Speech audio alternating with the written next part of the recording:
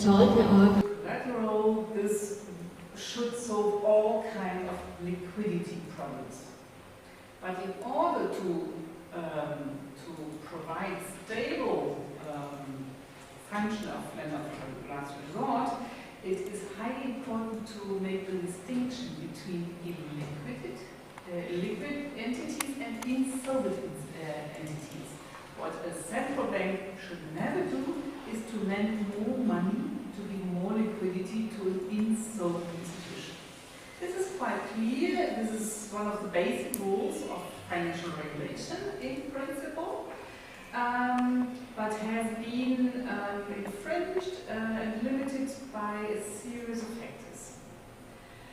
One is that the concepts of liquidity and insolvency are blurring concepts. It's not so easy to distinguish problems of illiquidity from insolvency because they depend on expectations of high interdependent variables like growth rate, like the interest rate, and these are determined by expectations of market participants. So, an entity which is today illiquid, but market participants are highly inconfident about future liquidity and solvency of this entity may turn into a problem of insolvency when market participants draw back their liquidity provision. This has been conceptualized by models of so-called multiple equilibria, the second generation of payment models, crisis models, which have been developed in the European monetary system crisis in the beginning of the 90s and have been deepened and further detailed after the series of crises in emerging markets. And what they tell us is that when there are multiple equilibria, middle cases like, let's say, Brazil in the 90s or Spain in the current moment, which we could label middle cases, which have low levels of debt, but have a problem of competitiveness, and where it's difficult to really define if they will be liquid and solvent in the medium and long term, can suffer confidence crisis where market participants turn away. And then the existence of two equilibria, one with high confidence and one with low confidence, makes that the shift of perception of market participants pushes towards the bad equilibrium and pushes a situation of illiquidity, in the case of Spain, towards insolvency. If we don't have a third actor, like a European Central Bank or an international lender of last resort or a lender who jumps in and stabilizes expectations at the good equilibrium. A second problem which this concept of lender of last resort seems to face is that basically today neoclassical economists have been thinking about this concept of lender of last resort for private institutions and not for the state. But what we can see is that public debt, public bonds seem to be a confidence anchor in financial systems, so that they can't be excluded from the lender of last resort conception. But as long as we have rules which have been defined for reasons we all know, due to pre-definitions given by the German Bundesbank, the lender of last resort function has been, the sovereign states have been included from the lender of last resort function. The ECB, in principle, is not allowed to do what it is doing currently, to provide liquidity for public bonds to grey bonds.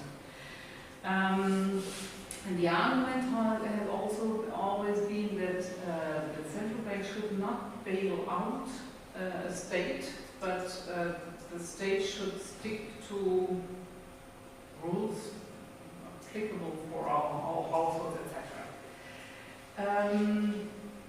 And if we go back to the basic criteria of baselhood, what we have in the case of the euro is that even if in principle formal rules in the euro area have been established so that the insolvency of a sovereign state, of a member state of the euro area, should be prevented by the Maastricht criteria and mechanisms of control, etc., has failed.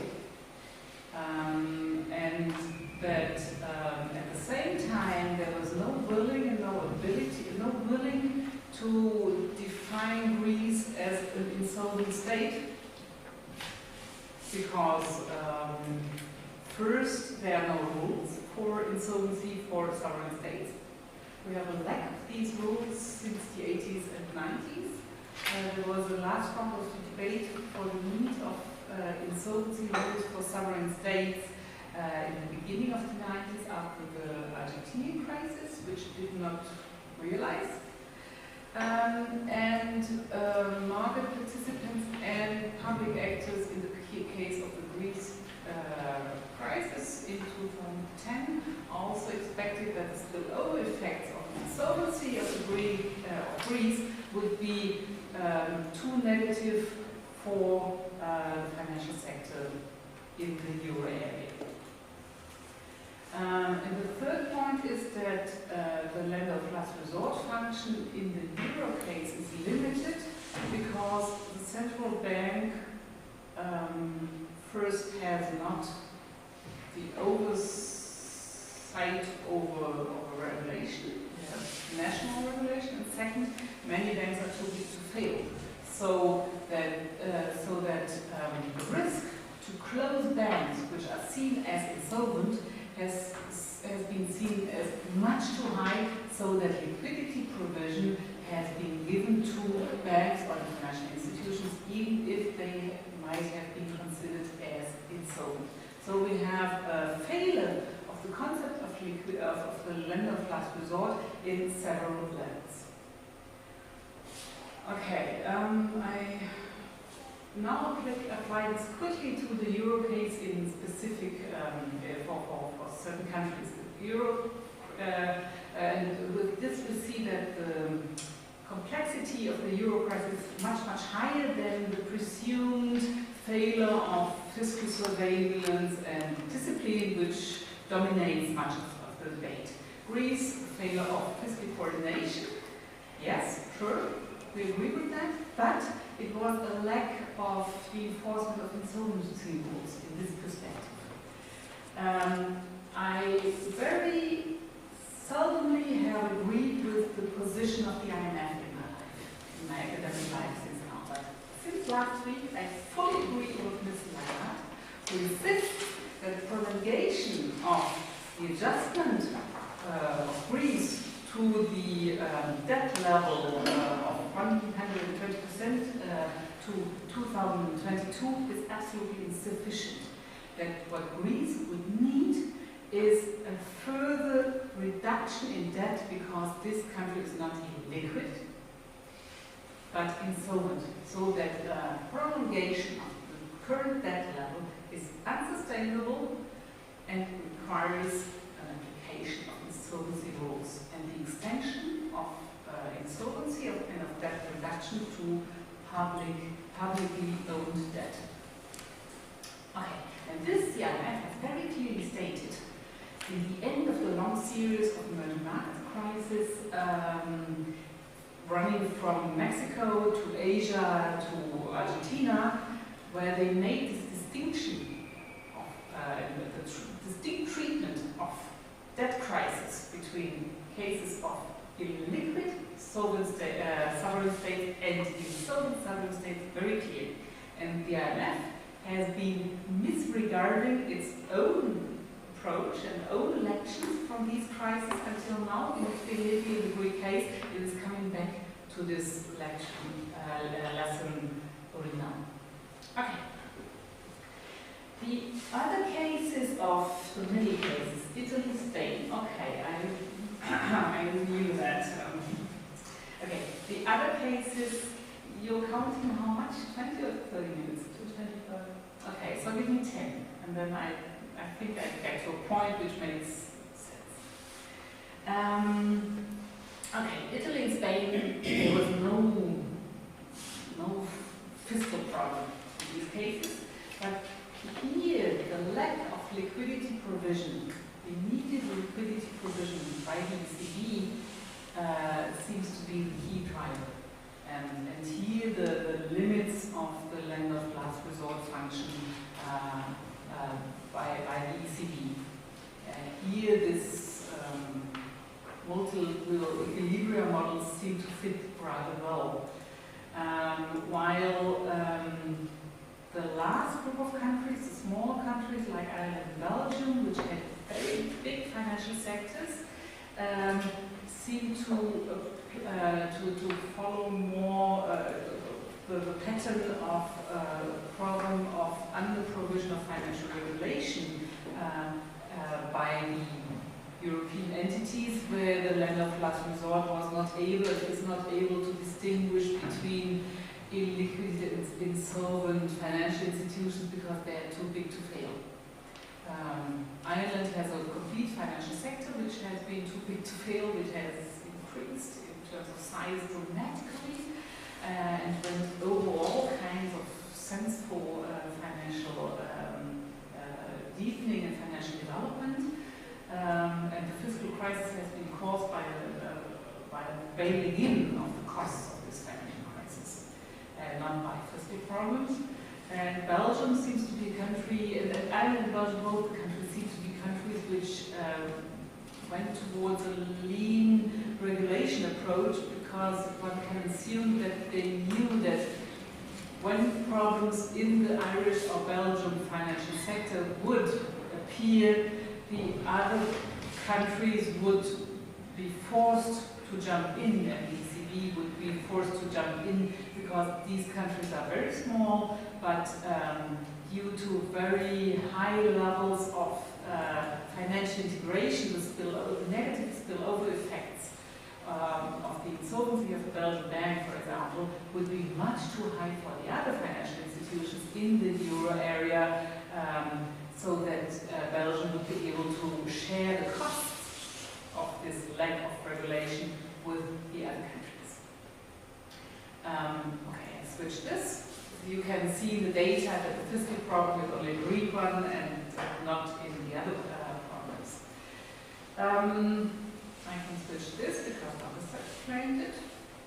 When I go now with the same three criteria for the full completion of lender of last resort or liquidity provision we developed for the euro area, which is, I show you again, here, fiscal cooperation and enforcement of insolvency rules. Second, the liquidity provision for sovereign states. And third, liquidity provision and regulation at the regional level. When I take these same three criteria and go to two forms of regional monetary cooperation we find in Asia and Latin America, we can draw some conclusions. What can we learn from the euro crisis for these regions? Makes their kind of, their forms of regional monetary cooperation make sense? Is it stable? And does it fulfill its aims of increasing liquidity provision? Okay. First, liquidity pooling. Kotte already said, well, there's some kind of romanticism around these mechanisms, that they would be much nicer and so on. I don't think we should regard them by niceness or so, but as second-best institutions which seek to provide liquidity in a maybe quicker or more flexible, but in an additional, in a complementary way to the rather insufficient provision of liquidity at the global level. That's the idea that ourselves already presented. And when we look quickly at two cases, the FLAR and the Shanghai Initiative, where we find that the FLAR has provided liquidity to its member countries. Also in the latest financial crisis, Ecuador has received sizable amounts of liquidity in 2008 and could stabilize its economy against volatility. And in the past, the member countries repeatedly received higher volumes of liquidity from the FLAR than from IMF. And at the same time, repayment quota were 100%, was a spring state. And the surprising issue is that there is no fiscal cooperation in the case of FLAR. Nothing. They have no kind of conditionality. These countries borrow from each other without even the very small formal process of testing for certain criteria. And José Antonio Campo comes to the conclusion that it has been so stable, this FLAR, because the countries have some sense of ownership. Your brothers, your neighbors, you pay the money back. The IMF is not an issue. In the region, you have some kind of solidarity, and you don't need fiscal cooperation. But this may hold only eventually because the FLAR is very small. The member countries profiting from the FLAR are even smaller. It's Bolivia, it's Ecuador, it's Peru, even Colombia or Venezuela have more problems in drawing sufficient liquidity from this fund, but even talking about cases like Brazil. Okay. So the absolute size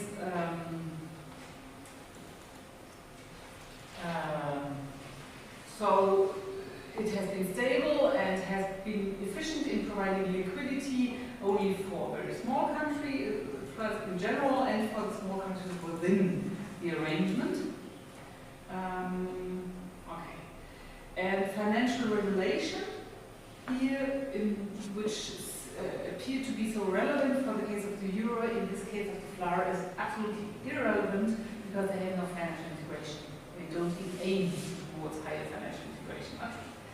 I quickly go to the Shanghai Initiative and skip the financial regulation initiative. Shanghai Initiative, as Larissa already said, it's a bigger initiative. It pulls $150 billion within Asia. But the point is that there is conditionality involved currently.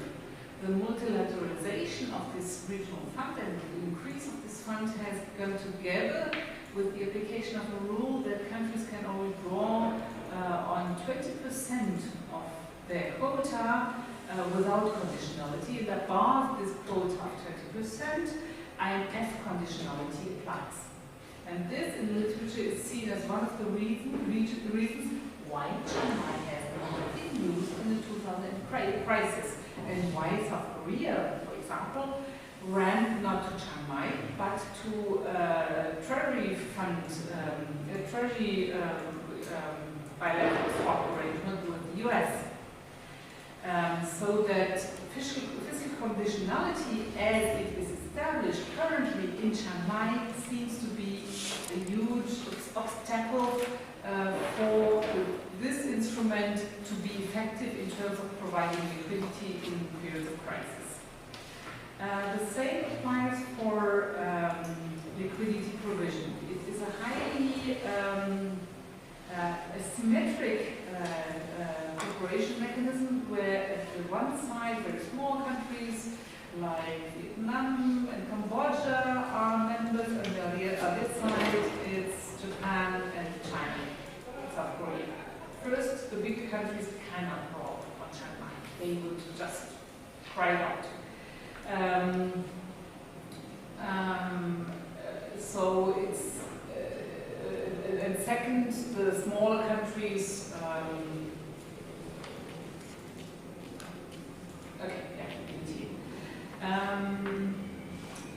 and okay, regional financial regulation, again, in Chiang Mai is not relative because Chiang Mai does not intend to increase financial cooperation, in contrast to the other case. Sorry, I have been adding this first part to link it to the debate in the morning, so I skip this and come to the conclusion. Coming back to the title of the paper, are there lessons from the euro crisis for cooperation schemes in Asia and Latin America? We say yes, there are lessons from the euro crisis to developed countries, but there are lessons Europe should have been taking into account from developing areas and the experience of financial crisis, the lessons taken there, and should have applied it in Europe also.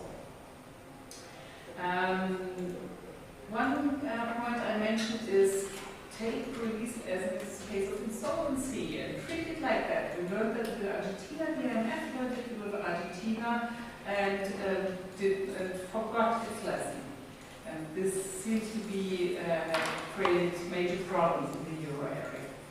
A second point which I mentioned is that these multiple equilibria models should have called the ECB and as provider of liquidity for illiquid sovereign state much earlier stage. And this could have prevented part of the spilling out of the crisis. Okay. A second point is that when we look at the case of Europe, we would reject the hypothesis, the Grauweder hypothesis, that you need political union in the case of a common currency. You may find institutional acceptance, even if this may be a first best solution to create a European state and a federal fiscalism. You may find institutional solutions below the level of political union, which may stabilize your common currency.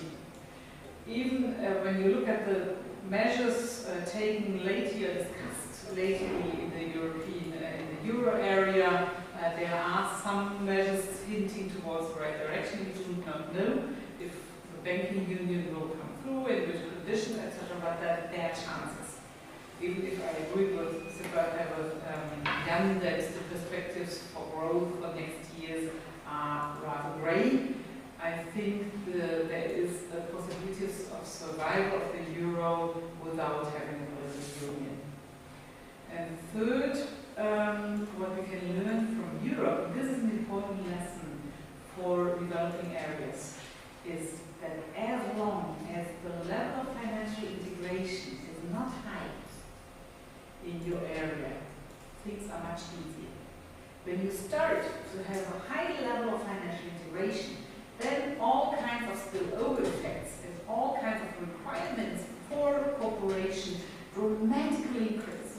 So, Jan said take care with currency union, and I would say take care with financial liberalization and all efforts of financial integration at the regional level, because then you end up with a very high requirement in terms of policy coordination. Thank you.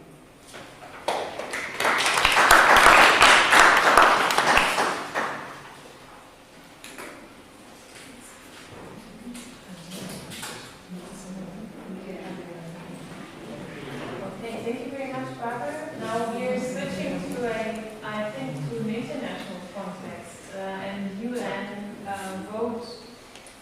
voting system, if I understood the title correctly. Yeah. You'll explain to us in a minute how this relates to regional integration. Yes. And I think now we have the whole scale, from southern cooperation schemes to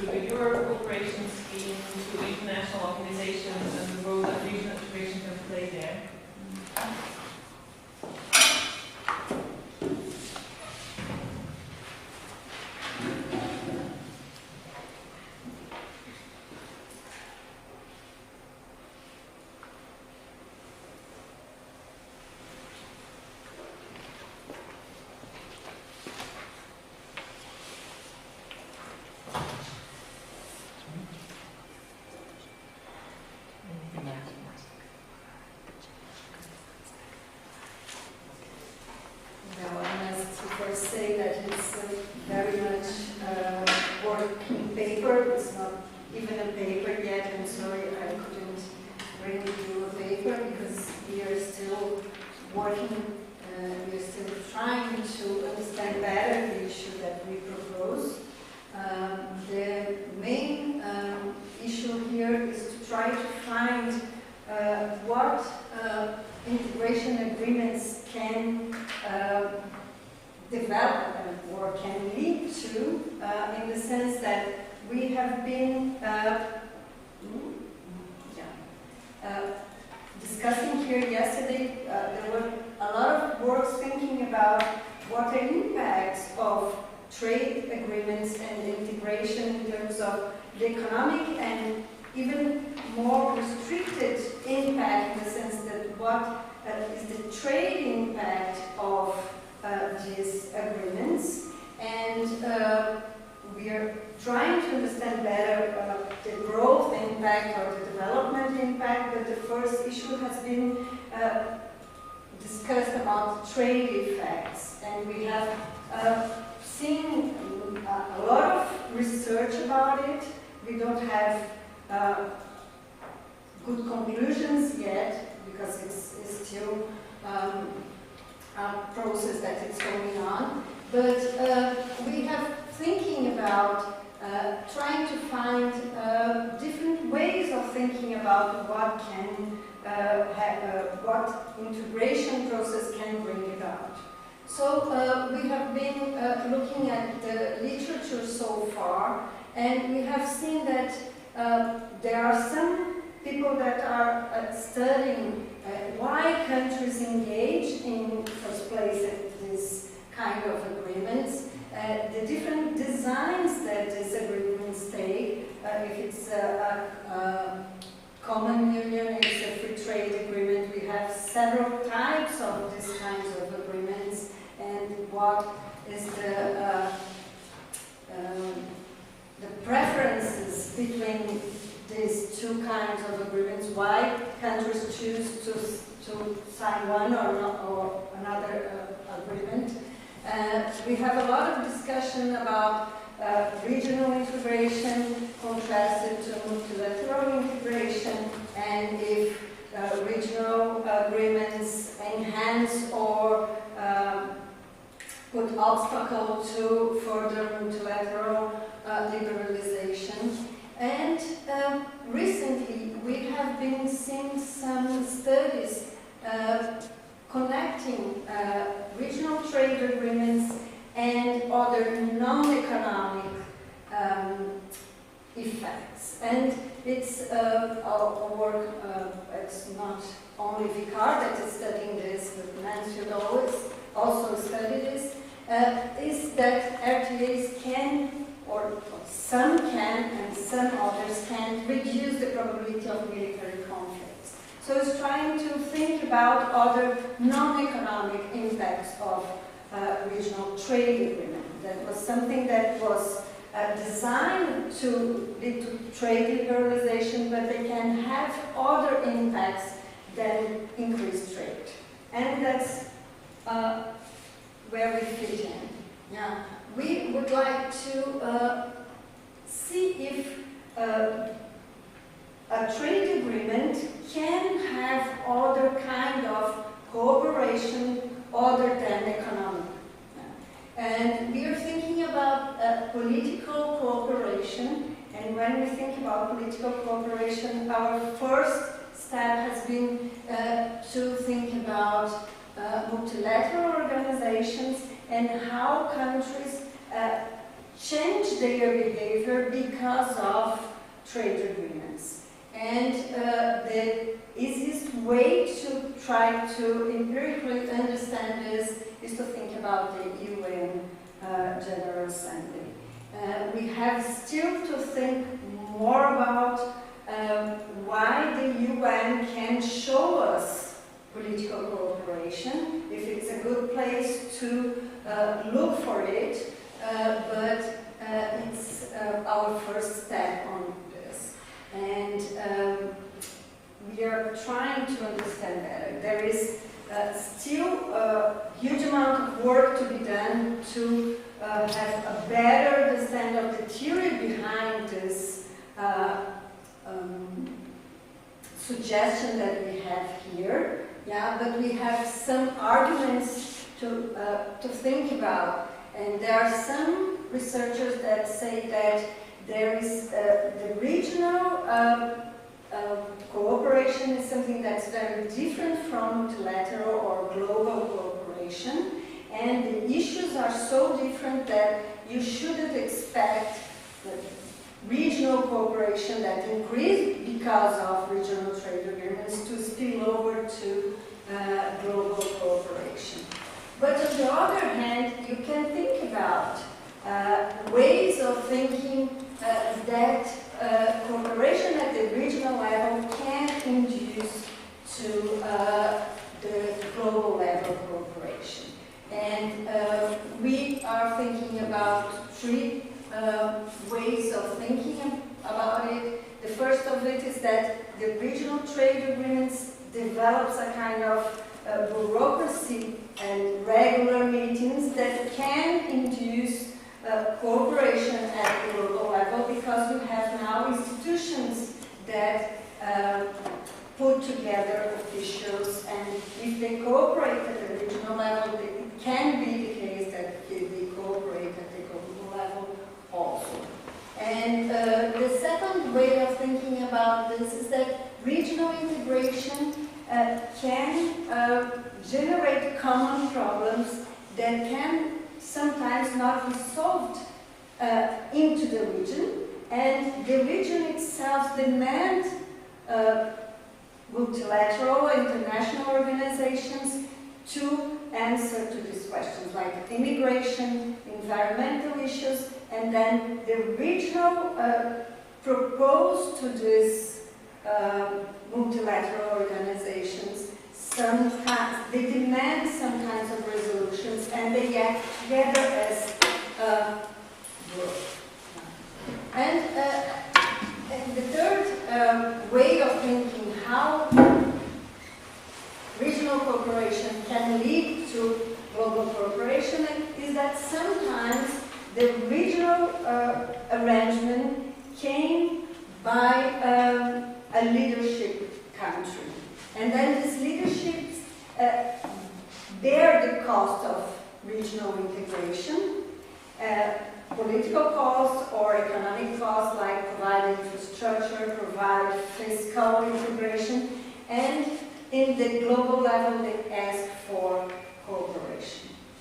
So we still have to work much more on how to ground theory into our work, but this what we are thinking about is a way of thinking why we should ask ourselves why RTAs should lead to cooperation at the UN, but it can be the case. So our first start is an empirical work. We have a huge amount of data. A lot of people are working with this data set. It's in the internet and it's open to everyone that wants to. And they have voting records from 1946 to 2008. Now, Berlin has included data until 2011, but we haven't used it yet. And we built our dependent variable that is affinity or convergence. That is no more than coincidence of votings. If they vote the same way, then we say that they have affinity, and if they vote differently, we say that they don't have affinity. And then we calculate an average, and we see how this behaves a long time, and how we can explain this change of behavior along the period of 46 to 2008 from our independent variable, that is RTAs. That's the, when these trade agreements enter into force, and the WTO also has a list of notified agreements, and it's a very simple way of connecting these two. It's a dummy variable that equals to 1 every year the pair share an MTA membership. So we want to know if the movement of these affinity variables has something to do with this RTA variable.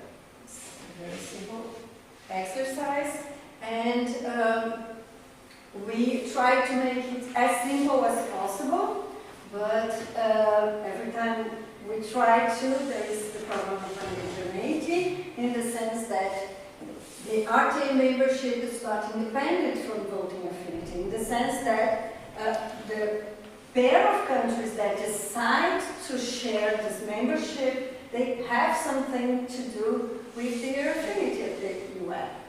So we cannot do as simple as we want. Then we try to find a way of dealing with this statistical problem.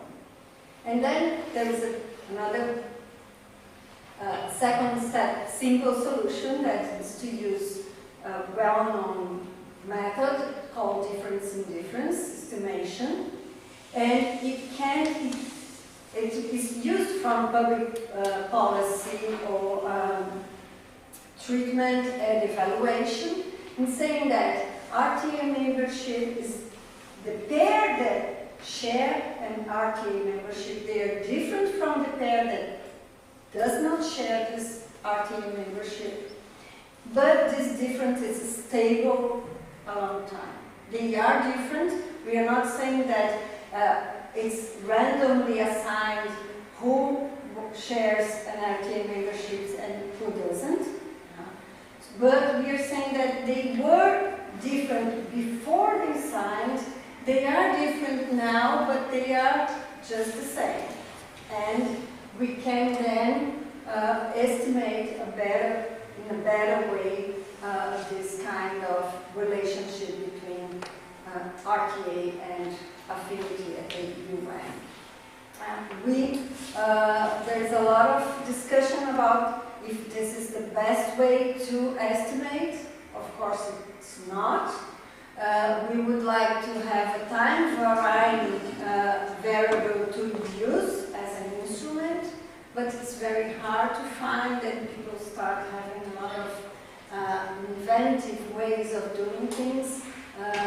But our main purpose is to keep it simple and to try to find a way that we can understand better what we are doing. So if anyone has a good suggestion, please feel free just to say anything. I would like to think about it better. And we have a lot of control variables, not too much, but the first one is a variable related to trade, because affinity can increase because of RTAs, not because RTAs per se, but because RTAs increase trade.